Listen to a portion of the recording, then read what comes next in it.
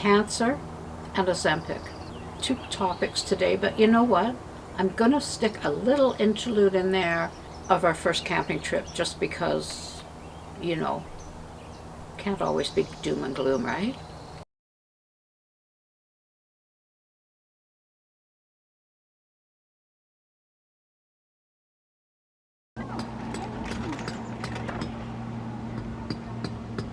Teaching ants how to swim.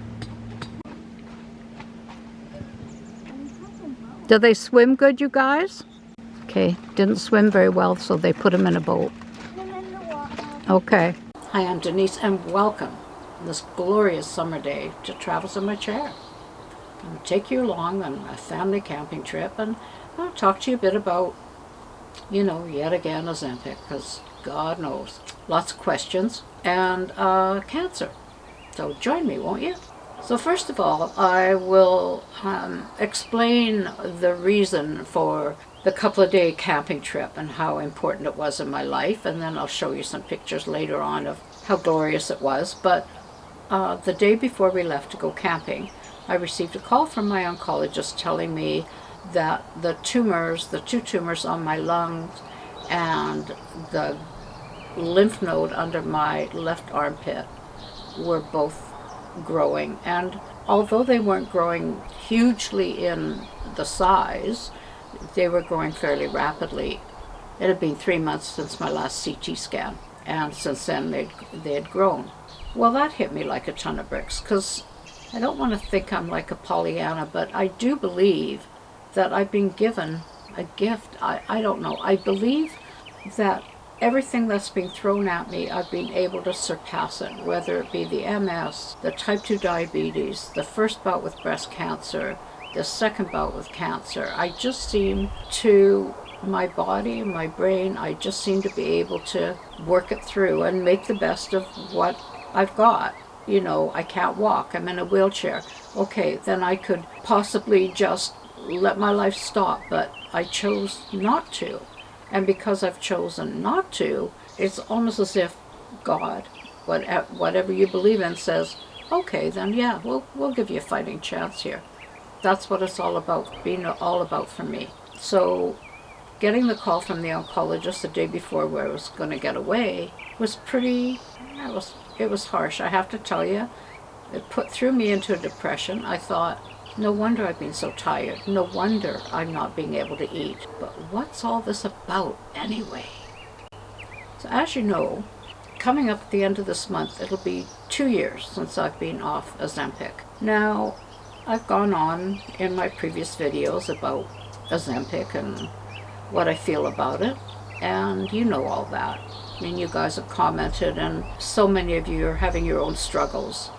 There's a couple of things I want to say and move on from Ozempic, but a lot of people commenting about, you know, Sharon Osbourne and Kelly Clarkson and Oprah and other stars that have obviously used Ozempic to lose weight, whether or not they have diabetes or not, which that's a whole other subject, which I believe is wrong, but anyway. Then a little blurb, very tiny, about Oprah being hospitalized because of severe gastro pain. Oh yeah, and she's on Ozempic. You know, nothing ever got said about it again. Isn't that amazing? Yesterday, Alan says, oh, did you read the latest? Ozempic might be the cause of a very rare form of cancer in the eye and blindness. And I went, well, actually, I've read something about that before, and nothing ever came of it. Just like you'd never hear about it causing a rare form of thyroid cancer. Interesting. Why is that, do you think? Not that we're getting all good stuff. There is bad stuff coming out, but it seems to be flattened and stopped immediately. So if you're not there just at that second it shows up on your Facebook feed, oh well, you're not going to know about it. So for me, personally, on a personal level, and I've told you this before, I lost 20 pounds, didn't care whether I did or not. That wasn't the goal. The goal was to get my A1C down to a level, and it did. And for that, I have to tell you, Ozempic did what it was supposed to do. Did I need to stay on it for a year? I don't think I did. I think I would have probably looked at between 3 and 6 months, and only because that's when, 3 or 4 months you're getting your A1C tested. And if my A1C had got down to normal, I would have asked my doctor to take me off it if I'd known better, but I didn't at the time. The drug was too new on the market in Canada, and that's the way it was going to be. But what it did for me was I wasn't eating properly. I was barely eating enough to keep me alive, and that was why my oncologist and my doctor took me off Ozempic. Now, my eating hasn't really changed. I take that back. I eat more than I did when I was on Ozempic, but not a whole lot more. I have to tell you, it's actually scaring me a little bit. My appetite for certain food is not returned at all. In fact, it's probably worse. Now, I know some of you have had troubles. You've told me that with Ozempic. It's affected your appetite. It's made you nauseous. It's made you throw up. It's given you diarrhea. There's all kinds of problems that you're having with Ozempic. I understand. I do, because I'm having a lot of those problems, and I've been off Ozempic for almost 2 years. So you could say, well, then it must be your cancer. Well, I haven't started my chemo drug yet, and I've been off my letrozole and Ibrance for 2 weeks, and nothing has changed. So I have to take it with a grain of salt whether or not it is indeed my cancer. Now, they do the regular CT scans with contrasting dye. Nothing has shown up in bowel, stomach area. Cross your fingers. Hopefully, not ever. But what is the problem? I need my strength. Now, you guys are very active. You comment, and you comment within yourselves, and you're sharing your stories. You're sharing your concerns, and I appreciate it. You guys, you're amazing, and I appreciate it so much, because it's getting the word out to people they have no one to talk to. They have no one to share things with, and this is helping them do that. You are so important to getting the Ozempic word out there. So what I'm asking you is, for those of you who have been off Ozempic for, say, a year, let me know in the comments what is happening with you. Did your appetite, now a lot of people say they gained the weight back that they had lost if they had been on Ozempic for weight loss. But if you were on Ozempic because of diabetes and weight loss, are you finding your A1C climbing? Are you finding that you're back to eating the way you used to? Because that I think would be of interest. I'm not eating. The food that I couldn't eat when I was on Ozempic is slowly coming back to be the food that I can't eat now. That's kind of scary. Does that mean Ozempic has a long-term effect? Yes, it's been almost 2 years. It should be out of my system. I can eat raw vegetables because they have not really a taste, or not really an odor. I think it's the odor more than anything, to be honest. Red meat, 2 or 3 bites. Chicken breast I can eat with salad. That's probably my go-to food because it's bland. And there it is. I have to eat bland food. So all the food that in a previous life I enjoyed, I can no longer even tolerate. I'm luckily holding on to the weight. I don't think I'm losing a bunch more. I'm going to start taking more smoothies again with protein powder, just to keep the protein and the fiber up. But for a year after I went off Ozempic, my blood sugars were exactly where my doctor wanted them to be, 6.5 to 7 for my age, which is 73. I was happy. Okay, then maybe being on Ozempic for that year was worth it in the end. It got my diabetes under control. Yeah. Did it. Just told you I can't eat all the stuff I used to be able to eat. All of a sudden I pricked my finger in the morning and it's shot up to 10 and 11. I'm like, oh geez. So my doctor puts me on another oral drug for the diabetes, and after a couple of weeks, the other day I pricked my finger and it was 6.7. So hopefully we got it under control, because we're getting down that slippery slope where I might have to go on insulin if I can't keep it under control. And it's not because I'm eating crap, because I'm not. So tell me, if you have time and you want to, have you gained weight after going off Ozempic? How's your stomach? How are your bowels? Has your A1C started climbing? And at the end of the day, if you analyze what is going on with your body and be very honest, was it worth being on Ozempic? Now, if you can truly say that in your opinion, yes it was, good. Let me know in your comments. Others are reading it, and everyone is taking all that into consideration. Every comment that you guys send me is being read by others in our little, I call it our little Ozempic, because they're all going through the same stuff in various degrees, whether they've got diabetes or not diabetes, or they've got a ton of weight to lose, or some of them have lost a parent, some of them have had very weird side effects, and that's all the stuff that we're sharing, okay? So that you can have the information, so that you can make the decision for yourself of what you want to do. Because remember, and I've said it, I'm not a doctor, I'm just me. And all I can give you is my opinion, and you take with it what you want. After the doctor phoned and told me about the tumors, and I did go into really low. I went low. I thought I was beating this. I mean, I know the cancer wasn't going to ever be out of my body, but I thought, I can handle this, I can handle this. You know, in my mind, I was sort of giving myself time frames, like, okay, if I can make it to 75, if I can make it to 8, you know, that kind of stuff.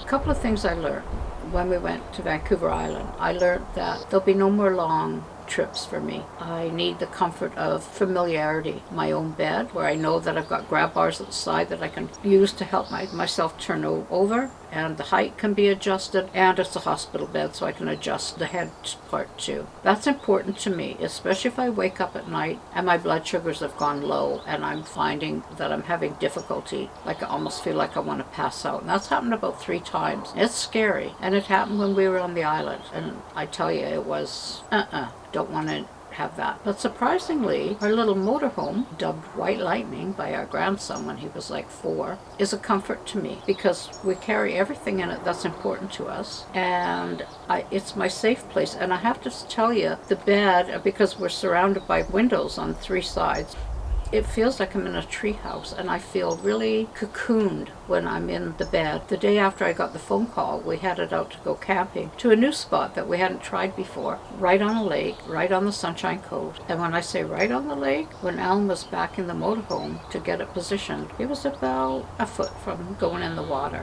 So right on the lake. My daughter Angela and her husband Michael and the 3 little ones came, and there was only 13 campsites on the water. It was so wonderful. I get kind of emotional thinking about it. The lake was like glass. There was loons, there was a beaver, no power boat, so the party boat went by. The party boat, you guys, a great big barge, pontoons, run by a little electric motor, so it went about that fast. And there was 4 people on it. It would have held 20, and they were just letting it go float around the lake. And they'd go by us, and they'd go, woo-hoo-hoo, and we'd go yell, party boat! There was no party. Like, honest, I'm telling you, they're sitting there reading their phones, and they're just laughing. And it was just so sweet. People on their paddle boards, people with their, canoes and kayaks and stuff. Our second getaway in 2 weeks. This is Hotel Lake. And we're meeting our daughter and her husband and 3 little ones here, right there. They'll be coming down later. We wanted to try it out just to see if this is going to suit our family. Beautiful, though. Very peaceful. Not a soul around. And there's White Lightning. We haven't slept in him yet this year, so this will be the first. Wow.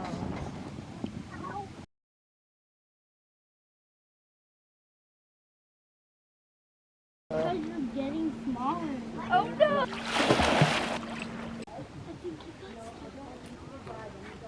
Isla, you're eating alive.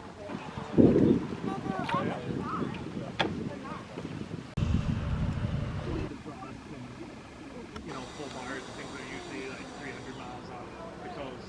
Yeah. That'll be neat. Elijah, who's 5, had brought a huge pack sack filled with every truck and car even a huge semi-trailer truck. And he loves to show me. He just thinks I'm so into them, right? So he brought them all out. No, I can't eat Elijah my hot dog has now. brought all, no, not all, a whole backpack full of toys. Oh, itty bitty, There's a itty special bitty, truck sitting at the back. Like The water dropped off, but they all had their little life jackets and their bodysuits on, and they were in the water all day long. It was lovely. It was just, when I was laying in bed that first night, and I gotta be honest, the bed is about smaller than a double. It's called an RV double. Huh. It's about the size of an old-fashioned 3/4 size bed. And I have to sleep on my side, and then there's room for Alan. That's just to climb over me, and I always, every night, I go, please don't fall, please don't fall, please don't fall. And then the dog wedge is in there too. So once I'm on my side, I don't move all night. So I get comfortable. I got a pillow between my legs. I slept like a baby. The fresh air, you could hear the loon, the little waves just lapping against the shore of the lake, all quiet, all dark out. Not a party lake, you know. Played with the kids. Weren't allowed to have a campfire, but that was okay. It was warm enough, you know. And I realized at that moment, I came to the realization, I have to say, that I don't need to take long flights. And I don't need to take long drives, because it used to be all about the journey for me, and now it isn't. Now it's the destination. So that's a big change, okay? So if I can go to a campground an hour away from home and have all the feelings as if I was at the other end of the country, then hey, that works for me. It's not like I get around a lot anyway. I'm in the wheelchair. I'm subject to who's going to push me. And God help me if it's somebody that isn't careful, because I've been rammed into things before, and people's legs, which is so embarrassing. That was really an eye-opener. Actually, I guess the whole trip, the trip to the island, made me realize there's no more long trips in my life. I mean, that was an expensive time away. That hotel for 2 nights was over $750. Okay, maybe some of you living in New York, whatever, going, yeah, whatever. It was a lot of money, and but maybe necessary. I saw the beauty of our country. I got to spend time with my relatives, and I got to realize that I had to be content to be closer to home, and that our little camper van, for all its age and the money that we pour into it to keep it on the road, but it has a lift, so it becomes one of a kind, you know. It's an important part of our life.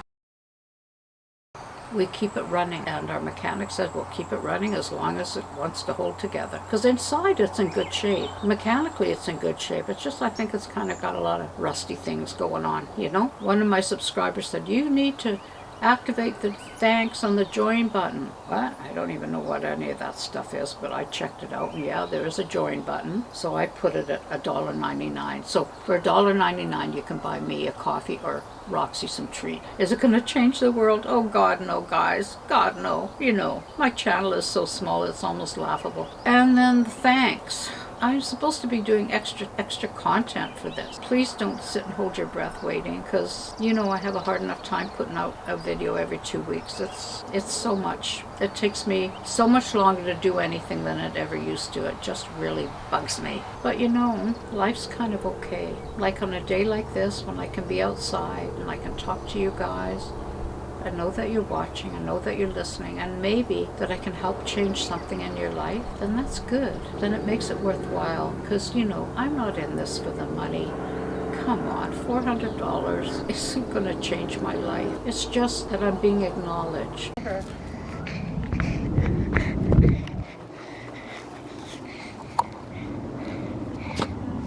take a picture.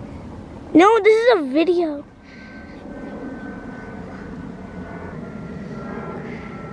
Roxy! Roxy! I see a big plane up there. Roxy! Ah! Okay.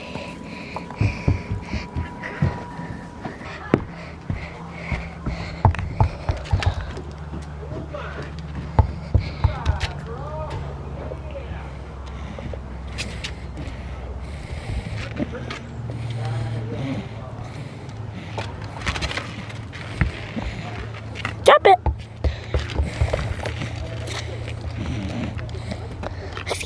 any of you ever want to do the super thanks, you know, up to you. But this is what I'm going to use the money for. Treats for Roxy, because she does like her very special, expensive treats. And my kids want to go to Disneyland next year, and I was going to go with them, but I don't think so. I mean, I'd love to hear the kids laughing, and oh, I'd love to, but you know, I just don't think I can do it. And so I would like to help them so that their trip can be better. So that, because I don't have a bucket list anymore. I did it when I first got cancer in 2006, and I've achieved every single thing on the bucket list except driving across Canada. And you know, unfortunately that's not going to happen either, but that's okay. That's okay. I've seen everything else, and I've done so much, and still doing so much, because I'm pretty active, considering I'm in a chair and not really doing a lot. But just even sometimes spending time with the people that you love, smelling the flowers, watching the birds, being with my little dog, my husband, the grandkids, my kids, knowing that I'm so well loved,